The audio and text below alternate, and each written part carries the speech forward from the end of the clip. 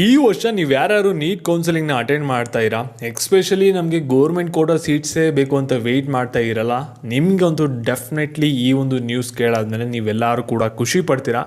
ಯಾಕೆಂದರೆ ಆ ರೀತಿ ಬಂದಿದೆ ಒಂದು ಲೇಟೆಸ್ಟಾಗಿ ಅಪ್ಡೇಟ್ಸು. ಏನು ಲೇಟೆಸ್ಟಾಗಿ ಅಪ್ಡೇಟ್ಸ್ ಬಂದಿದೆ ಅದ್ರ ಬಗ್ಗೆ ಈ ಒಂದು ವಿಡಿಯೋದಲ್ಲಿ ಇನ್ ಡೀಟೇಲ್ ಆಗಿ ಇನ್ಫಾರ್ಮೇಷನ್ ನೋಡೋಣ.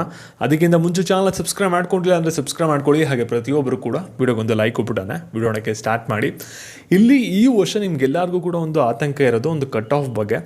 ಆಮೇಲೆ ಇಲ್ಲಿ ಸೀಟ್ಸ್ಗಳು ಇನ್ಕ್ರೀಸ್ ಆಗುತ್ತೆ ಆಗಲ್ಲ ಅದ್ರ ಬಗ್ಗೆ ನ್ಯೂಸ್ ಕೂಡ ಬಂತು. ಆದರೆ ನಮ್ಗೆ ಅದೆಲ್ಲ ಕೂಡ ಅಫಿಷಿಯಲ್ ಆಗಿ ಕನ್ಫರ್ಮೇಷನ್ ಸೀಟ್ ಮ್ಯಾಟ್ರಿಕ್ಸಲ್ಲಿ ಗೊತ್ತಾಗುತ್ತೆ.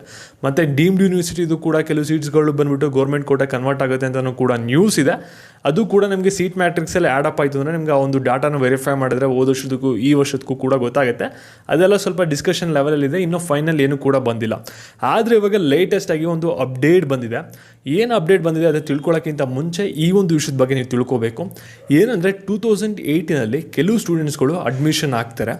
212 ಸ್ಟೂಡೆಂಟ್ಸ್ಗಳು ಅಡ್ಮಿಷನ್ ಆಗ್ತಾರೆ. ಅವರು ಅಡ್ಮಿಷನ್ ಆದಮೇಲೆ 2019 ಒಂದು ಕೇಸ್ ಫೈಲ್ ಮಾಡ್ತಾರೆ. ಅಲ್ಲಿ ಕೇಸ್ ಫೈಲ್ ಮಾಡಿದಾಗ ಏನು ಮಾಡ್ತಾರೆ ಅಂದರೆ ಇವರೆಲ್ಲರೂ ಕೂಡ ಸೀಟ್ ಬ್ಲಾಕಿಂಗ್ ಮುಖಾಂತರ ಒಂದು ಅಡ್ಮಿಷನ್ ಆಗಿದ್ದಾರೆ ಅಂತ ಒಂದು ಕೇಸ್ ಫೈಲ್ ಆಗುತ್ತೆ. ಅಂದರೆ ಇಲ್ಲಿ ಸೀಟ್ ಬ್ಲಾಕಿಂಗ್ ಅಂದರೆ ಏನು ಅಂತ ನಿಮಗೆ ಕನ್ಫ್ಯೂಸ್ ಆಗ್ಬೋದು. ಇದು ಒಂದು ಸಾಫ್ಟ್ವೇರ್ ಮುಖಾಂತರ ಮಾಡ್ತಾರೆ, ಇನ್ನೊಂದು ನಾರ್ಮಲ್ ಬೇಸಿಸ್ ಮೇಲೆ ಮಾಡ್ತಾರೆ. ಸಾಫ್ಟ್ವೇರ್ ಮುಖಾಂತರ ಮಾಡಿದ್ರೆ ಅದು ಕೀಯೋರ್ ಮೇಲೆ ಬ್ಲೇಮ್ ಬರುತ್ತೆ.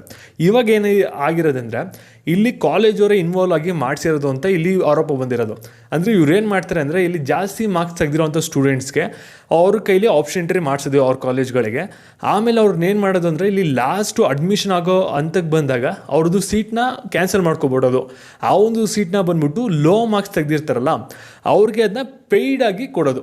ಅಂದರೆ 1.5 ಲಕ್ಷ ಸೀಟ್ನ ಒಂದು 20 ಲಕ್ಷ 30 ಲಕ್ಷಕ್ಕೆ ಮಾರ್ಕೊಡೋದು. ಆ ರೀತಿ ಕೆಲವು ಕಾಲೇಜುಗಳು ಮಾಡಿದೆ ಸೀಟ್ ಬ್ಲಾಕಿಂಗ್ ಅಂದ್ಬಿಟ್ಟು ಇಲ್ಲಿ ಕೇಸ್ ಫೈಲ್ ಆಗಿತ್ತು. ಅದು ಕೂಡ ಯಾವಾಗ 2019 ಇವಾಗ ರೀಸೆಂಟಾಗಿ ಅದ್ರ ಬಗ್ಗೆ ತೀರ್ಪು ಬಂದಿದೆ. ಈ ಮೊದಲು ಏನು ಮಾಡಿದ್ರು ಅಂದರೆ ಸ್ಟೂಡೆಂಟ್ಸ್ ಈ ರೀತಿ ಯಾರು ಇಲ್ಲಿಗಲ್ ಆಗಿ ಅಡ್ಮಿಷನ್ ಆಗಿದ್ದಾರೆ ಅವ್ರಿಗೆ ಎಕ್ಸಾಮ್ ಬರೋಕ್ಕೆ ಪರ್ಮಿಷನ್ನ ಕೊಡಬಾರ್ದು, ಅವ್ರ ಅಡ್ಮಿಷನ್ನ ಕ್ಯಾನ್ಸಲ್ ಮಾಡಿಸ್ಬೇಕು ಅನ್ನೋದಕ್ಕೆ ಒಂದು ಹೈಕೋರ್ಟ್ ಫಸ್ಟು ಆ ರೀತಿ ತೀರ್ಪುಗಳನ್ನ ತೊಗೊಳಕ್ಕೆ ಒಂದು ಚಿಂತನೆಯನ್ನು ಮಾಡ್ತಿದ್ರು. ಆಮೇಲೆ ಸ್ಟೂಡೆಂಟ್ಸ್ ಎಲ್ಲೋ ಆಮೇಲೆ ಭವಿಷ್ಯ ಹಾಳಾಗುತ್ತೆ ಅಂದ್ಬಿಟ್ಟು ಅವ್ರನ್ನ ಎಕ್ಸಾಮ್ಷನ್ ಮಾಡಿದರೆ ಅವ್ರಿಗೆ ಅಡ್ಮಿಷನ್ ಎಲ್ಲ ಕೂಡ ವ್ಯಾಲಿಡ್ ಆಯಿತು, ಇಲ್ಲಿಗಲ್ ಅಡ್ಮಿಷನ್ ಆಗಿರೋರ್ಗೂ ಕೂಡ. ಆದರೆ ಈ ರೀತಿ ಅಡ್ಮಿಷನ್ ಆಗೋಕ್ಕೆ ಕಾಲೇಜ್ಗಳು ಕೆಲವರು ಸಪೋರ್ಟ್ ಮಾಡಿದಾರಲ್ಲ ಅವ್ರ ಮೇಲೆ ಸ್ಟ್ರಿಕ್ಟ್ ಆ್ಯಕ್ಷನ್ನ ತೊಗೊಂಡಿದ್ದಾರೆ. ಇಲ್ಲಿ ಪ್ರತಿಯೊಂದು NRI ಸೀಟ್ಸು ಕೂಡ 1 CR ಮೇಲೆ ಹೋಗುತ್ತೆ ಒಂದು 5 ಇಯರ್ಸ್ಗೆ, ಸರಿನಾ? ಇಲ್ಲಿ ಇದೇ ರೀತಿ ನಾವು ಲೆಕ್ಕ ಹಾಕೊಂಡ್ರೆ 200 ಸೀಟ್ಸು ಇಂಟು 1 CR ಅಂತ ಹಾಕೊಂಡ್ರೆ ಎಷ್ಟಾಗುತ್ತೆ ನೀವೇ ಲೆಕ್ಕ ಹಾಕೋಬೋದು. 100 CR ಮೇಲೆ ಇವ್ರಿಗೆ ಅಮೌಂಟ್ ಇವಾಗ ಲಾಸ್ ಆಗುತ್ತೆ. ಯಾಕೆ ಅಂದರೆ ಇಲ್ಲಿ 212 ಜನನ ನೀವಿಷ್ಟು ಕಾಲೇಜ್ಗಳು ಅಡ್ಮಿಷನ್ ಮಾಡಿಸ್ಕೊಂಡಿದ್ದೀರಲ್ವ ಸ್ಟೂಡೆಂಟ್ಸ್ಗಳನ್ನ, ಸೇಮ್ ಅಷ್ಟೇ ಸೀಟ್ಸ್ನ ಏನು ಮಾಡಿ ಅಂದರೆ ಈ ಒಂದು ಅಕಾಡೆಮಿಕ್ ಇಯರ್ಗೆ ಅಷ್ಟೇ ಜನಕ್ಕೆ ಇವಾಗ ಗೋರ್ಮೆಂಟ್ ಕೋಟಾ ಸೀಟ್ಸ್ ಅವ್ರು ತೊಗೋಬೇಕು. ಆ ಒಂದು NRI ಸೀಟ್ಸ್ಗಳನ್ನ ಎಲ್ಲನೂ ಕೂಡ ನೀವು ಬಂದ್ಬಿಟ್ಟು ಇವಾಗ ಗೋರ್ಮೆಂಟ್ ಕೋಟಾ ಕೊಡಿ ಅಂತ ಹೇಳಿದ್ರು. ಅಂದರೆ ಇವಾಗ ಈ ಒಂದು ಕಾಲೇಜ್ಗಳಲ್ಲಿ ಏನು 212 ಸೀಟ್ಸ್ ಇತ್ತಲ್ಲ NRI ಸೀಟ್ಸು ಅದೆಲ್ಲ ಬಂದ್ಬಿಟ್ಟು ಇವಾಗ ಗೋರ್ಮೆಂಟ್ ಕೋಟಾಗೆ ಬರುತ್ತೆ. ಈ ಒಂದು ಅಕಾಡೆಮಿಕ್ ಇಯರಿಂದನೇ ಬರುತ್ತೆ ಅಂತ ಇಲ್ಲಿ ನ್ಯೂಸ್ ಬಂದಿದೆ. ಟೈಮ್ಸ್ ಆಫ್ ಇಂಡಿಯಾದಲ್ಲೂ ಕೂಡ ಬಂದಿದೆ, ಬೇರೆ ನ್ಯೂಸ್ ಪೇಪರಲ್ಲಿ ಆನ್ಲೈನ್ ಆರ್ಟಿಕಲ್ಸು ಕೂಡ ನೋಡ್ಬೋದು, ಮತ್ತು ನಾರ್ಮಲ್ ನ್ಯೂಸ್ ಪೇಪರ್ಸಲ್ಲೂ ಕೂಡ ಬಂದಿದೆ. ಈ ರೀತಿ ಸೀಟ್ ಇನ್ಕ್ರೀಸ್ ಆಯಿತು ಅಂದರೆ ಡೆಫಿನೆಟ್ಲಿ ನಿಮಗೆ ಸ್ವಲ್ಪ ಜಾಸ್ತಿ ಜನಕ್ಕೆ ಗೌರ್ಮೆಂಟ್ ಕೋಟಾ ಸೀಟ್ಸು ಈ ವರ್ಷ ಸಿಗುತ್ತೆ. ಅಟ್ಲೀಸ್ಟ್ 1.5 ಲ್ಯಾಕ್ ಸೀಟ್ಸು ಈ ವರ್ಷ.